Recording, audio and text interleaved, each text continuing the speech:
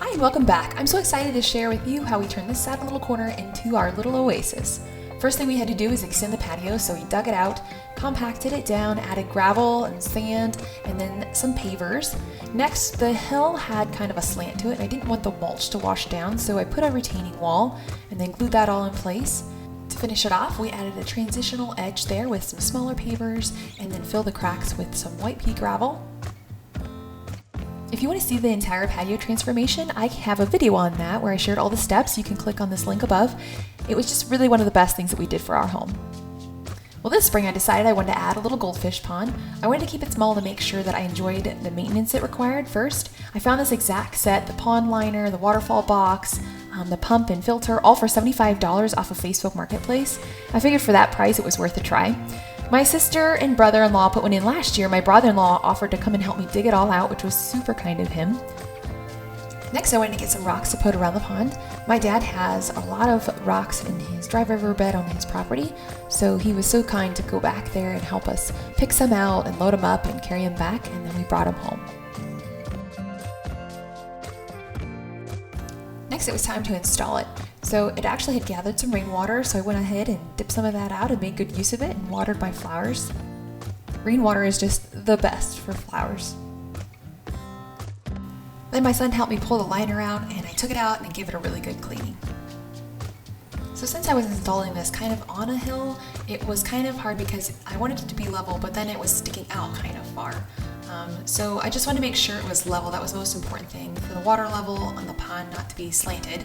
So I put some leveling sand in there and then just kind of messed around with it.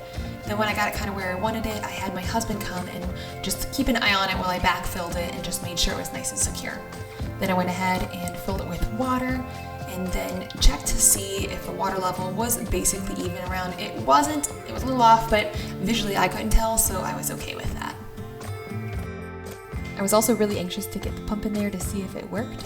I wasn't quite sure if it was going to, and I was pleasantly surprised when it did.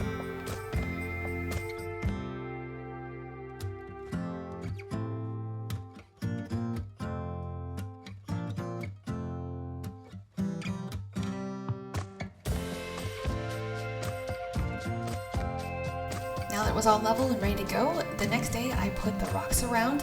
First, I started by building it up and securing it so that no pressure was actually on the waterfall kit there, so it was just resting there on top. I was so happy with how this big stone worked perfectly over top of it. It was kind of challenging just working with what I had there, but it was nice that sandstone is soft, so I could break off a few pieces if I needed to. I just didn't want any sharp edges sticking out.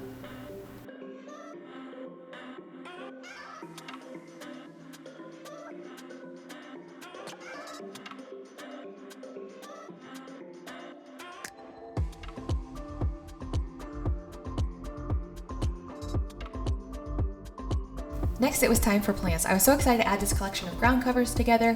I think rock gardens are so pretty, and I wanted to create like a little tiny version of it here.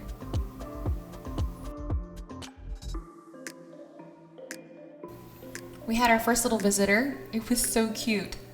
The kids were entertained by this little toad for hours.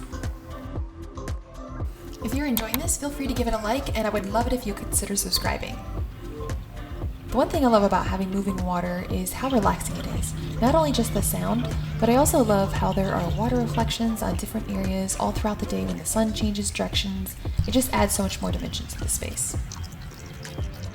Currently I had the pump hooked up to an extension cord, but I needed a more permanent situation. So I got this plug and connectors and outdoor cable. I buried it all the way to the pond. It was actually pretty easy because I could just put it in the cracks of the gravel and then just kind of move it back.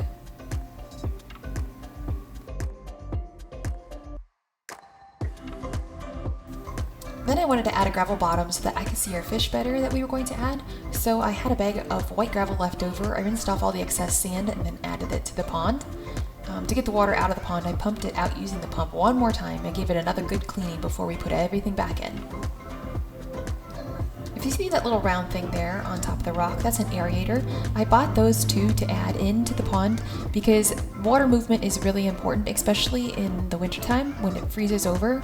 The urine the fish excrete can trap and make ammonia and make the water kind of poisonous. So this just helps it from freezing over. And inside this pump box, they had bio balls already.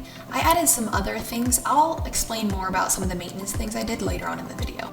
Now it was finally time to go pick out our goldfish. They were so nice at this aqua garden center. They gave the kids fish food to feed them, then they let them pick out their goldfish. Next, I picked out a few water plants to add to our pond. There are several benefits to adding plants inside the water. First, it adds a natural food source to feed the fish so that I don't have to. I added water cynthias and water lilies and pickerel rush. These plants also help oxygenate the water and also provide shelter and shade from the hot sun. As you can see, the fish are floating in their bags there, helping the water adjust so they won't have a shock when we add them. And now it's finally time to introduce our little fish friends to their new home. The kids picked out a mixture of shabunkin goldfish and then the regular common goldfish. These are better than koi because they're a lot hardier and easier to take care of. I know koi can be a little bit touchy, and I knew the kids would probably be messing with them a little bit, so I thought this would just be a safer option.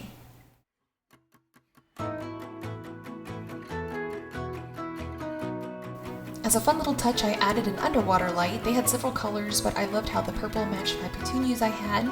It suction cupped to the side, which worked for a little while, but ended up not working, so I put a wire and a rock around it and then sunk it into the bottom. I'll link as many things as I can in the description below in case you want to shop for them as well. Now that it's all done, I can say it's not as much work as I thought, and we have enjoyed it so much. I can tell how the kids just kind of gravitate towards it. I try to sit out there as much as I can in the mornings and the evenings. It just adds a whole new element to the backyard.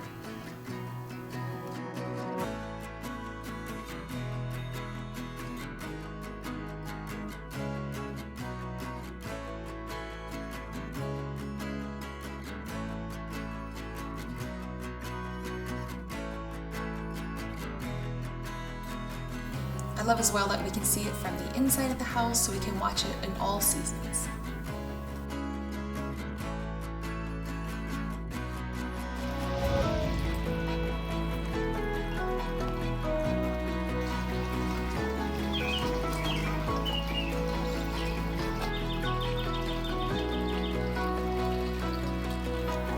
Now, taking care of your water and making sure it stays clear is a little bit of a trial and error. I found that these products worked really good, and also using a net to make sure and catch the debris and keep it clean. And I forgot to show you how I put all of the electrical things in these boxes. They're weatherproof, and then I put switches on each, the waterfall and the light, to make it easy to turn off and on. That worked super great all summer, just being able to turn on and off and on easily. And then here's a little peek inside of the weatherproof box for the main unit. It worked really, really good. I was really happy with these.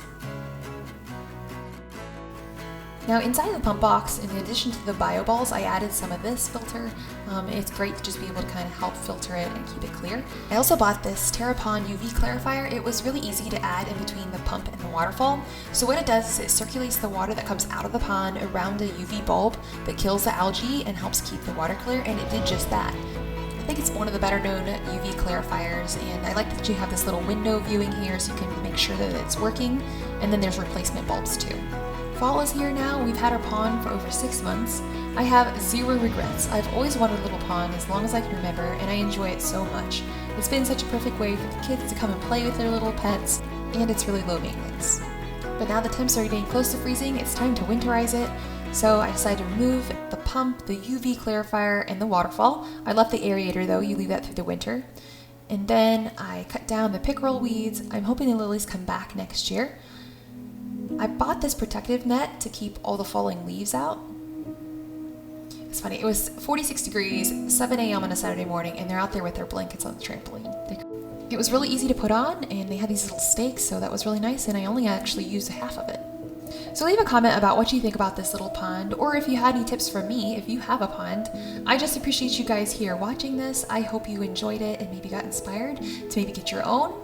Feel free to check out some of my other videos where I have some home and garden improvement projects that I think you'll love. Thanks for watching.